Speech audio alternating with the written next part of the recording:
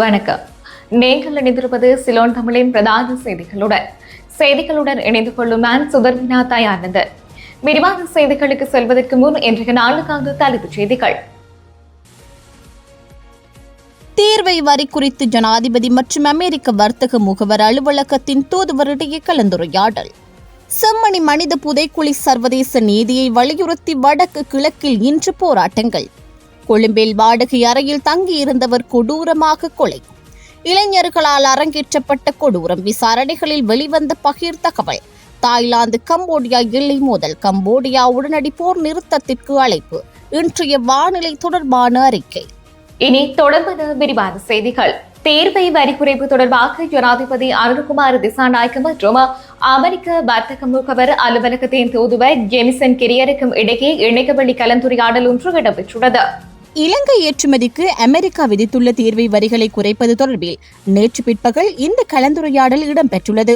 இலங்கை மீது விதிக்கப்பட்டுள்ள தீர்வை வரிகளை குறைப்பது மற்றும் இரு நாடுகளுக்கும் இடையிலான வர்த்தக மற்றும் முதலீட்டு உறவுகளை மேம்படுத்துவது இந்த கலந்துரையாடலின் முதன்மை நோக்கமாகும். இந்த இணையவழி கலந்துரையாடலின் நிதியமைச்சின் செயலாளர் கலாநிதி ஹர்ஷன சூரிய பெரும மற்றும் அமெரிக்க வர்த்தக முகவர் அலுவலக அதிகாரிகளும் கலந்து கொண்டனர். சர்வதேச நீதி பொறிமுறையை வலியுறுத்தி வடக்கு கிழக்கு மாகாணங்களில் இன்று மாபெரும் போராட்டம் காலை 10 மணிக்கு இடம்பெறவுள்ளது. யாழ்ப்பாணத்தில் செம்மணி மனித புதைக்குழி பகுதியிலும், முல்லைத்தீவில் மாவட்ட செயலகத்துக்கு அருகாமையிலும், கிளிநொச்சியில் கந்தசுவாமி ஆலயத்துக்கு அருகாமையிலும் போராட்டங்கள் இடம்பெற உள்ளன. அத்துடன் வவுனியாவில் புதிய பஸ் நிலையத்துக்கு அருகாமையிலும், மன்னாரில் நகர் பகுதியிலும், அம்பாறையில் திருக்கோவில் பகுதியிலும், மட்டக்களப்பில் காந்தி பூங்கா பகுதியிலும், திருகோணமலையில் சிவன் கோவில் முன்பாகவும் இந்த போராட்டங்கள் நடத்துவதற்கு திட்டமிடப்பட்டுள்ளது. எதிர்வரும் செப்டம்பர் மாதம் ஐநா மனித உரிமைகள் பேரவையில் எடுக்கப்படும் இலங்கை தொடர்பான தீர்மானம் வலுப்பெறும் வகையில் இந்த போராட்டங்களை ஏற்பாடு செய்துள்ளதாக வடக்கு கிழக்கு சமூக இயக்கத்தினர் தெரிவித்துள்ளனர். இதேவேளை இந்த போராட்டத்திற்கு ஆதரவாக மலையக மக்கள் சிவில் சமூக கூட்டுணைவு அமைப்பினர் கொழும்பு ஐக்கிய நாடுகள் சபை வளாகத்தின் முன்பாகவும் இன்று காலை 10 மணியளவில் கவனஈர்ப்பு போராட்டத்தில் ஈடுபட உள்ளனர். கொழும்பு தெமட்டகொட பகுதியில் நேற்று முன்தினம் வாடகை அறையில் முச்சக்கர வண்டி ஓட்டுநர் ஒருவர் கழுத்தறுத்து கொலை செய்யப்பட்ட சம்பவம் தொடர்பாக போலீசார் விசாரணைகளை ஆரம்பித்துள்ளனர். உயிரிழந்தவர் 69 வயதான மாதம்பிட்டிய சோமரத்ன என்பவர் எனவும் அவர் ஒரு பிள்ளையின் தந்தை எனவும் தெரிய வந்துள்ளது. கொலை செய்யப்பட்டவர் தனது முச்சக்கர வண்டி தொழிலுக்கு மேலதிகமாக வட்டிக்கு கடன் வழங்கும் நபர் என்றும் அவர் திருமணமாகி விவாகரத்து பெற்றவர் என்றும் தெரிய வந்துள்ளதாக போலீசார் குறிப்பிட்டுள்ளனர். வாடகை அறையில் தங்கியிருந்தவரை கொலை செய்தவர்கள் கதவை மூடிவிட்டு தப்பி சென்றுள்ளனர். கொலையாளிகளை கண்டுபிடிக்க சிசிடிவி கேமராக்கள் ஆய்வு செய்யப்பட்டு வருகின்றன.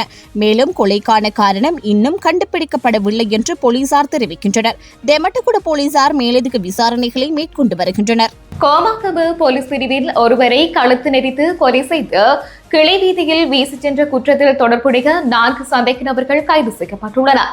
கடந்த 10ஆம் தேதி நடந்த இக்குற்றத்தை தொடர்ந்து நேற்றிரவு மாதம்பிட்டிக மற்றும் கிராண்ட் பாஸ் போலீஸ் பிரிவுகளில் மேற்கொள்ளப்பட்ட சோதனையின் போது நுகேகுட குற்றப்புலனாய்வு பிரிவு அதிகாரிகள் சந்தேக நபர்களை கைது செய்தனர். கொழும்பு 14 மற்றும் 15 பகுதிகளை சேர்ந்த கைது செய்யப்பட்ட சந்தேக நபர்கள் 18 முதல் 24 வயதுடையவர்கள் என தெரிவிக்கப்படுகின்றது. அவர்கள் தற்போது ஹோமாகம போலீஸ் நிலையத்தில் ஆஜர்படுத்தப்பட்டுள்ளனர்.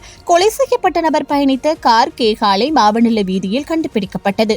நீண்ட விசாரணைகளுக்கு பின்னர் கொலையுடன் தொடர்புடைய சந்தேக நபர்களை போலீசார் அடையாளம் கண்டு கைது செய்தனர். இந்த சம்பவம் தொடர்பாக ஹோமாகம போலீசார் மேலதிக விசாரணைகளை மேற்கொண்டு வருகின்றனர். தாய்லாந்து கம்போடியா எல்லை பகுதியில் ஏற்பட்ட மோதலுக்கு பிறகு கம்போடியா உடனடி போர் நிறுத்தத்திற்கு அழைப்பு விடுத்துள்ளது. தாய்லாந்து விமானங்களே கம்போடியா பிரதேசத்தில் தாக்குதல் நடத்தியதை அடுத்து இரு நாடுகளுக்கும் இடையிலான எல்லை மூடப்பட்டுள்ளது. கம்போடியா தாய்லாந்து வீரர்கள் முன்னைய ஒப்பந்தத்தை மீறி எல்லை அருகே இருக்கும் விகாரிகளை நோக்கி முன்னேறி வருவதாக குற்றம் சாட்டியுள்ளது. கடந்த 24ஆம் தேதி ஆரம்பமான இந்த மோதல்களில் 15க்கும் மேற்பட்டோர் கொல்லப்பட்டதாகவும் 1,30,000க்கும் மேற்பட்டோர் இடம்பெயர்ந்ததாகவும் அறிக்கைகள் தெரிவிக்கின்றன. தாய்லாந்தின் சுரின், உப்போன், ரட்சதானி மற்றும் சிகாகெட் மாகாணங்களில் 14 பொதுமக்கள் உட்பட 15 பேர் கொல்லப்பட்டதாக தாய்லாந்து அதிகாரிகள் தெரிவித்தனர்.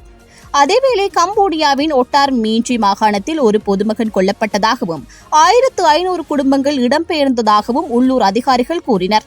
தாய்லாந்து மற்றும் கம்போடியா இடையே எல்லை பிரச்சினை நீண்ட காலமாக இருந்து வருகின்றது. இந்த நிலையில் சமீபத்திய மோதல் காரணமாக இரு நாடுகளுக்கும் இடையே பதற்றம் அதிகரித்துள்ளது. கம்போடியா போர் நிறுத்தத்திற்கு அழைப்பு விடுத்திருந்தாலும் தாய்லாந்து இந்த அழைப்பை ஏற்க மறுத்துவிட்டது. மேலும் மூன்றாம் தரப்பு சமரச பேச்சுவார்த்தை தேவையில்லை என்றும் தாய்லாந்து தெரிவித்துள்ளது. மேல் சப்ரகமுவ மற்றும் மத்திய மாகாணங்களிலும் காலி மாத்தறை மாவட்டங்களிலும் அவ்வப்போது மழை பெய்யும் என எதிர்பார்க்கப்படுகின்றது. வடமேல் மாகாணத்தில் பல தடவைகள் மழை பெய்யக்கூடிய சாத்தியம் காணப்படுவதாகவும் தெரிவிக்கப்படுகின்றது. மத்திய மலைநாட்டின் மேற்கு சரிவு பகுதிகளிலும் வடக்கு வடமத்திய மற்றும் மத்திய மாகாணங்களிலும் புத்தளம், திருகோணமலை, மொனராகலை மற்றும் ஹம்பாந்தோட்டை மாவட்டங்களிலும் அவ்வப்போது மணித்தியாலத்திற்கு 55 முதல் 60 கிலோமீட்டர் வரையான வேகத்தில் பலத்த காற்று வீசக்கூடும் என எதிர்பார்க்கப்படுகின்றது. நாட்டில் ஏனைய பிரதேசங்களில் அவ்வப்போது மணித்தியாலத்திற்கு 40 முதல் 50 கிலோமீட்டர் வரையான வேகத்தில் ஓரளவு பலத்த காற்று வீசக்கூடும் என எதிர்பார்க்கப்படுகின்றது. மழை மற்றும் பலத்த காற்றினால் ஏற்படும் அபாயங்களை குறைத்துக் கொள்ள தேவையான முன்னெச்சரிக்கை நடவடிக்கைகளை எடுக்குமாறு பொதுமக்கள் கேட்டுக் கொள்ளப்பட்டுள்ளனர். இத்துடன் இன்றைய நாளுக்கான பிரதான செய்திகள் நிறைவடைகின்றன. மேலும் எமது செய்திகளை அறிந்து கொள்ள www.sloantamil.com என்ற இணையதளத்தினூடாக இணைந்திருங்கள். வணக்கம்.